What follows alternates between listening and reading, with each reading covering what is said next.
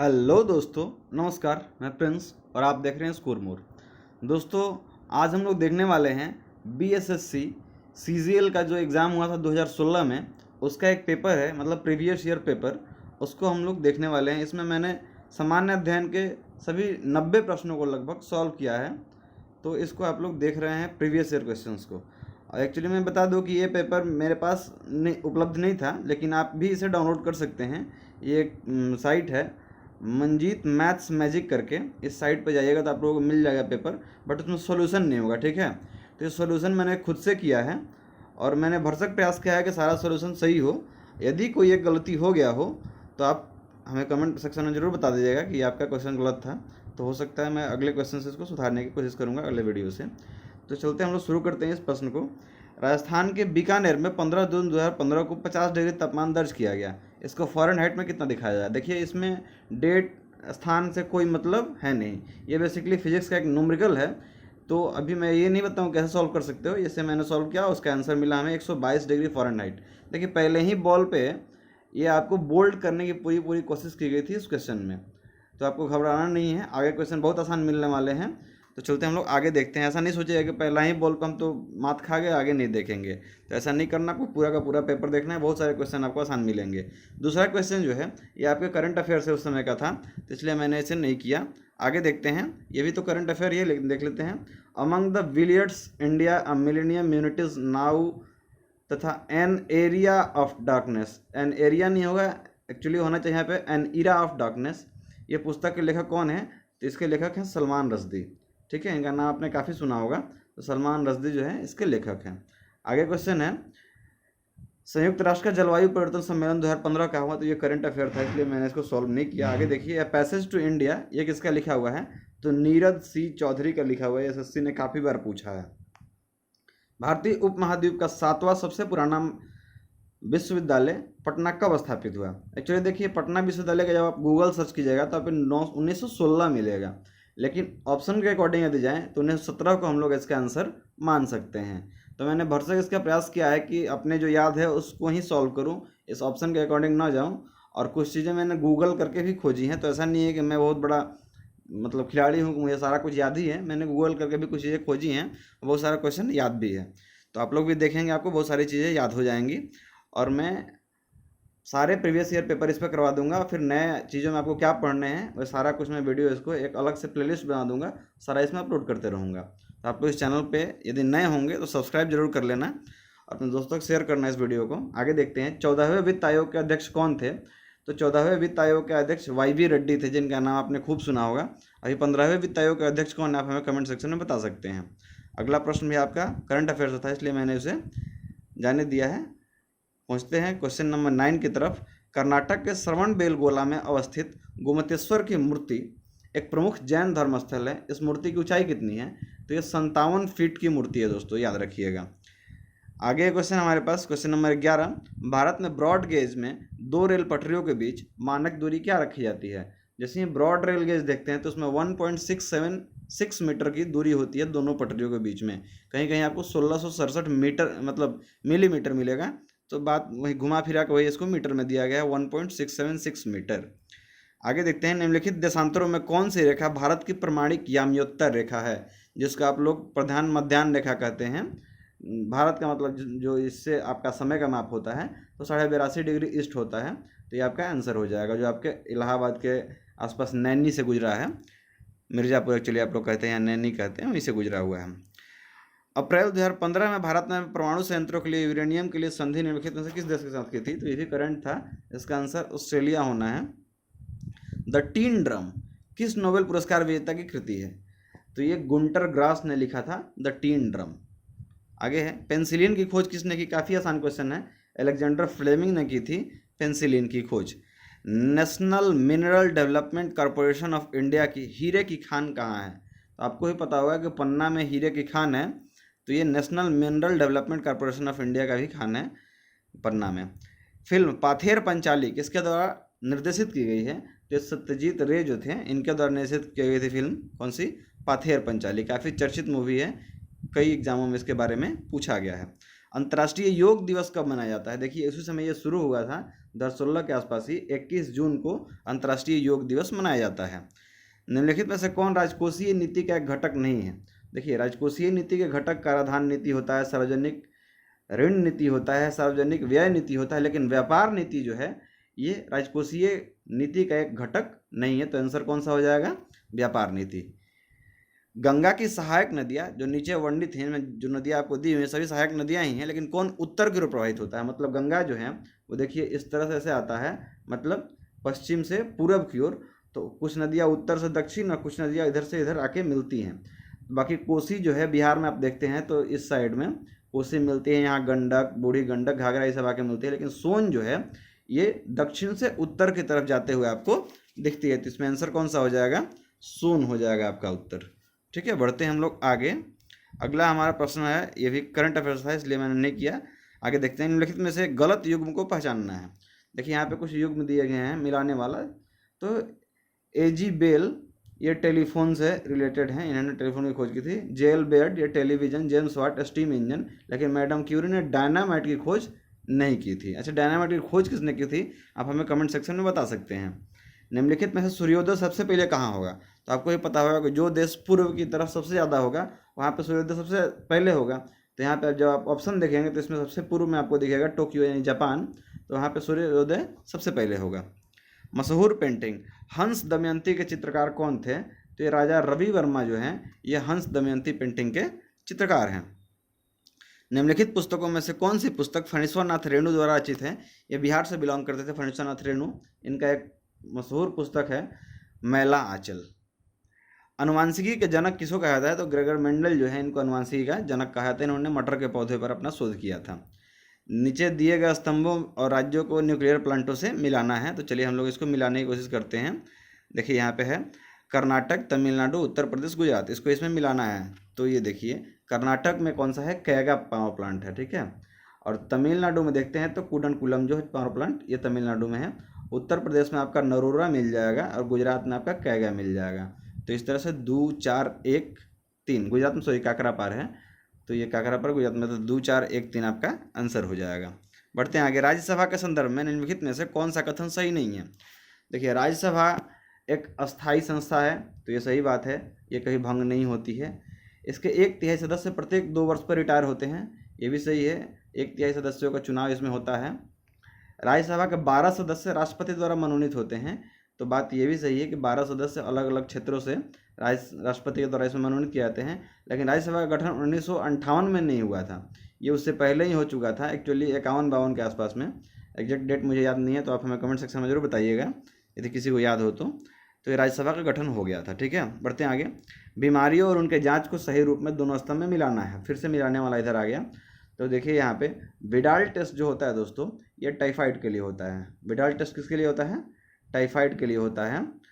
और हमें एक चीज़ और पता था, एलिसा टेस्ट ये एड्स के लिए होता है। तो इन्हीं दोनों से आप पूरा का पूरा आंसर देख पाएंगे। यहाँ पे देखिए 1 का 3 हो जाएगा और यहाँ पर हमने ई का 4 मिला दिया, तो ये ऑप्शन केवल ए में था। तो इधर हो जाएगा विडाल टेस्ट टाइफाइड के लिए, डिक टेस्ट स्कारलेट फीवर के लिए, और ये जो आपका है टोर्निकेट टेस्ट ये आपका हो जाएगा डेंगू बुखार के लिए, RH फैक्टर टेस्ट ये गठिया के लिए, और एलिसा टेस्ट ये हमने बता ही दिया एड्स के लिए। तो इस तरह से आप इसको मिला सकते हैं। हाल ही में ब्राज़ील में नवजात शिशुओं में माइक्रोसेफली तथा लघु शीर्षता के लक्षण मिले, इसका कारण क्या? देखिए माइक्रोसेफली से बीमारी जिसमें सिर छोटा हो जाता है, तो ये जीका वायरस के कारण हो रहा था। ये उस समय काफ़ी चर्चा में था, उस समय करंट अफेयर था एक्चुअली। तो ये जीका वायरस से हुआ था, कौन? माइक्रोसेफली। अगला प्रश्न हमारे सामने, कार की बैटरी में इसका इस्तेमाल होता है। तो सल्फ्यूरिक एसिड जो है इसका कार की बैटरी में इस्तेमाल होता है। आप कहेंगे 31 नंबर क्वेश्चन आपने क्यों नहीं दिखाया? तो एक्चुअली ये क्वेश्चन भी करंट अफेयर से रिलेटेड है। तो करंट अफेयर के सारे क्वेश्चन मैं छोड़ दे रहा हूँ, क्योंकि इसका भी कोई औचित्य नहीं बनता है कि आप इसको पढ़ें, क्योंकि ये आने वाला है। 2015 में गठित नीति आयोग के उपाध्यक्ष कौन थे? तो ये अरविंद पनगड़िया थे। अभी वर्तमान में कौन है आप हमें कमेंट सेक्शन में बता सकते हैं। आगे पढ़ते हैं हम लोग। एक्चुअली ये क्वेश्चन मैंने इसलिए कर दिया क्योंकि ये पूछता है कि पहली बार उपाध्यक्ष कौन बने थे, तो अरविंद पनगड़िया बने थे, क्योंकि अभी हाल ही का पूरा संस्था बना हुआ 2015 का। भारतीय नौसेना तथा वायुसेना ने 2015 में ऑपरेशन राहत चलाकर भारतीयों को अन्य देश से निकाला था। तो ये भी करंट अफेयर है, इसको याद करने की जरूरत है नहीं। बोको हरम क्या है? तो नाइजीरिया का एक आतंकवादी संगठन है बोको हरम, जिसके बारे में आपने खूब सुना होगा। आगे देखते हैं, मरणोपरांत भारत रत्न किन्हें दिया गया? तो लाल बहादुर शास्त्री जो हैं, इन्हें मरणोपरांत भारत रत्न दिया गया था। गाय की गर्भावधि क्या होती है? यानी कि गाय बच्चा कितने दिनों में जन्म देती है? तो 274 से 280 दिनों के बीच में गाय का बच्चा जन्म लेता है। निम्नलिखित नदियों में से किसका उद्गम भारत में नहीं है? तो सतलज नदी जो है, इसका उद्गम भारत में नहीं होता है, ये चाइना वाले पार्ट में इसका उद्गम होता है। भारत के सर्वोच्च न्यायालय के संदर्भ में इनमें से कौन सा कथन सही है? देखिए यहाँ पे, इसका मूल अपीलीय और परामर्श संबंधी क्षेत्राधिकार होता है, मतलब इसके संपूर्ण क्षेत्राधिकार होते हैं। जल्लीकट्टू यानी सांडों की लड़ाई किस राज्य से संबंधित है? ये आपने खूब सुना होगा, तमिलनाडु से संबंधित है जल्लीकट्टू त्यौहार। निम्नलिखित में से कौन दो नदियाँ अमरकंटक से उद्गमित होती हैं? मतलब अमरकंटक से निकलने वाली दो नदियाँ कौन हैं? तो नर्मदा और सोन। ये दोनों नदियाँ, नर्मदा एक्चुअली जो है वो पश्चिम की तरफ निकल जाती है और सोन पूरब की तरफ आती है, और ये अमरकंटक पहाड़िया से दोनों निकलती हैं। कौन सा स्थान ब्रह्मा के मंदिर तथा पशुओं के मेले के लिए प्रसिद्ध है? तो पूरे भारतवर्ष में एक ही मंदिर है भगवान ब्रह्मा के लिए, ये पुष्कर में है, राजस्थान में। वहाँ पशुओं का मेला भी लगता है, एक्चुअली ऊँटों का मेला खास करके वहाँ पे देखा जाता है। भारत का पहला ऑर्गेनिक राज्य कौन सा है? ये आप लोग बहुत पहले से याद करते आ रहे हैं। सिक्किम जो राज्य है, भारत का पहला ऑर्गेनिक राज्य बनाया गया है। उच्छृंखल कानून कोई कानून नहीं है, भारत का सर्वोच्च न्यायालय ने किस मामले में सिद्धांत को संतुष्ट किया है? ये मुझे समझ में नहीं आया क्वेश्चन, यदि किसी को समझ में आ रहा हो तो हमें कमेंट सेक्शन में ज़रूर बताएगा, ठीक है। बढ़ते हैं हम लोग आगे। अगला प्रश्न हमारे सामने है, युद्धग्रस्त क्षेत्रों से खनन कर राजद्रोही गतिविधियों के लिए बेचे जाने वाले हीरे निम्न में से किस नाम से जाने जाते हैं? तो यदि किसी क्षेत्र में युद्ध चल रहा हो, क्षेत्र के यदि क्षेत्राधिकार से बाहर से आप हीरे खोद करके ला रहे हैं और उसका व्यापार कर रहे हैं, तो उस तरह के हीरो को हम ब्लड डायमंड या फिर कन्फ्लिक्ट डायमंड या फिर वार डायमंड, रेड डायमंड, बहुत सारे नाम उसके होते हैं, तो उपयुक्त तो सभी उसके आंसर हो जाएंगे, ठीक है। आगे हमारे सामने ये भी उस समय करंट अफेयर था, ठीक है, राज्यपाल के बारे में पूछा था, तो ये मैंने नहीं किया। आगे देखते हैं, शराबबंदी संविधान की किस धारा में निर्देशित है? देखिए, शराबबंदी के बारे में धारा 47 में कहा गया, यानी कि अनुच्छेद 47 में इसके बारे में वर्णन है कि ये मतलब राज्य के नीति निर्देशक तत्वों में आता है कि यदि कोई राज्य चाहे तो शराबबंदी कर सकता है, ठीक है। नशीले पेय पदार्थ, नशीली दवाओं का सेवन बंद करा सकता है धारा 47 के तहत। बाकी आगे बढ़ते हैं, फीफा विश्व कप फुटबॉल 2018 कहाँ आयोजित किए जाएंगे? तो 2018 वाला ये रूस में आयोजित किया जाना था, तो ये भी आपको याद नहीं रखना है, कोई ज़रूरत नहीं है। दुधारू पशुओं में कैल्शियम की कमी के कारण क्या होता है? तो उनमें मिल्क फीवर आपको देखने के लिए मिल जाएगा, दुधारू पशुओं में कैल्शियम की कमी के कारण। आगे है, the old man and the sea नामक संक्षिप्त नोवेल उपन्यास किसके द्वारा लिखा गया है? तो अर्नेस्ट हेमिंग्वे के द्वारा लिखा गया था, the old man and the sea. भारतीय संविधान का कौन सा अनुच्छेद राज्यों में संवैधानिक तंत्र के असफल होने की स्थिति में राष्ट्रपति शासन का प्रावधान करता है? मतलब सरकार यदि गिर जाए किसी राज्य में तो वहाँ पर राष्ट्रपति शासन किस अनुच्छेद के तहत लगता है? तो अनुच्छेद 356 के तहत। 352 के तहत देश में लगता है आपात, और 360 के तहत वित्तीय आपात लगता है, आपको याद होना चाहिए। भारत में जेनेटिक रूप से परिवर्तित किस फसल को व्यापारिक उत्पादन के लिए अनुशंसित किया गया है? तो बीटी कॉटन जो है, इसको जेनेटिक रूप से डेवलप किया गया है उत्पादन के लिए। नोबेल पुरस्कार किस देश द्वारा दिए जाते हैं? तो ये स्वीडन के द्वारा दिया जाता है नोबेल पुरस्कार। बनारस हिंदू विश्वविद्यालय एक्ट 1915 से बनारस हिंदू विश्वविद्यालय की स्थापना का मार्ग प्रशस्त हुआ था, इसके संस्थापक कौन थे? तो पंडित मदन मोहन मालवीय जो हैं, ये संस्थापक थे किसके? बीएचयू के, बनारस हिंदू विश्वविद्यालय के। आगे बढ़ते हैं हम लोग, दो कॉलमों को इसमें फिर से मिलाना है। देखिए यहाँ पे टाइगर रिजर्व दिए गए हैं या फिर नेशनल पार्क, और उनको राज्यों से मिलाना है। तो बांदीपुर नेशनल पार्क जो है दोस्तों, ये आपका मिलता है कर्नाटक में, ये आपको याद होगा। बढ़ते हैं आगे, बक्सा टाइगर रिजर्व जो है ये मिलता है पश्चिम बंगाल में। माउंट आबू वाइल्ड लाइफ अभयारण्य ये आपको मिल जाएगा राजस्थान में, चूँकि आपने याद किया होगा कि माउंट आबू कहाँ है? राजस्थान में, यहाँ पे गुरु शिखर है। और पेंच नेशनल पार्क ये आपको मिल जाएगा कहाँ पे? मध्य प्रदेश में। तो इस तरह से आप इसको मिलान कर सकते हैं, 4 3 1 2। निम्नलिखित में से कौन सा एक भारत का राष्ट्रीय जलीय प्राणी है? तो गंगा की डॉल्फिन जो है इसे राष्ट्रीय जलीय प्राणी माना गया है। फिर से सूची 1 को सूची 2 से मिलान कराना है। देखिए यहाँ पर देखते हैं हम लोग, खाद्य उत्पादन, दुग्ध उत्पादन, मत्स्य उत्पादन और उर्वरक उत्पादन। यहाँ पे कुछ क्रांतियाँ दी गई हैं, उनके नाम लिखे गए हैं सामने। तो खाद्य उत्पादन में वृद्धि के लिए क्रांति कौन सी हुई थी? हरित क्रांति हुई थी। तो 1 का ए आप लोग आसानी से मिला सकते हैं। दुग्ध उत्पादन के लिए श्वेत क्रांति हुई थी, मत्स्य उत्पादन के लिए नीली क्रांति हुई थी और उर्वरक के लिए भूरी क्रांति हुई थी। ठीक है। तो इस तरह से आप 1, 3, 2, 4 को मिलान करा सकते हैं। हरा सूचकांक विकसित किया गया किसके लिए? तो हरा सूचकांक होता है दोस्तों संयुक्त राष्ट्र पर्यावरण कार्यक्रम के लिए हरा सूचकांक विकसित किया गया है। बढ़ते हैं आगे। निम्नलिखित में से किस वाद में भारतीय संविधान के मूलभूत ढांचे की अवधारणा प्रतिपादित की गई थी? तो SR बोमई जो वाद था, इसमें भारतीय संविधान के मूलभूत ढांचे की अवधारणा को प्रतिपादित किया गया था। संविधान सभा के संवैधानिक सलाहकार थे, क्वेश्चन नंबर 60। तो ये भी उस समय का करंट अफेयर था। खैर इसका आंसर आप जान लीजिए, बेनेगल नरसिंह राव। निम्नलिखित में से कौन सी एक समिति ने नागरिकों के मूल कर्तव्य को 1976 में सम्मिलित करने की अनुशंसा की थी? तो सरदार स्वर्ण सिंह कमेटी जो गठित हुई थी, इसने अनुशंसा की थी 1976 के संविधान संशोधन में कि मूल कर्तव्य को इसमें जोड़ना चाहिए। बढ़ते हैं आगे। सर्वोच्च न्यायालय का न्यायाधीश अपने पद त्याग कर सकता है किसको पत्र लिखकर? तो सर्वोच्च न्यायालय का न्यायाधीश जो होता है वो राष्ट्रपति को अपना त्याग पत्र दे सकता है। बढ़ते हैं हम लोग आगे। निर्वाचन आयुक्त को पद से हटाया जा सकता है कैसे? तो इधर लिखा गया है कि मुख्य निर्वाचन आयुक्त द्वारा ये नहीं हटा सकते हैं, प्रधानमंत्री भी नहीं हटा सकते हैं, भारत के मुख्य न्यायाधीश भी नहीं हटा सकते हैं। तो इसके लिए क्या होगा कि संसद में आपको मतलब महाभियोग जैसा एक प्रस्ताव पास कराना होगा। एक्चुअली महाभियोग उसको नहीं कहते हैं, लेकिन उसी तरह का प्रस्ताव पेश कराना होता है। उसके बाद निर्वाचन आयुक्त को हटाया जा सकता है।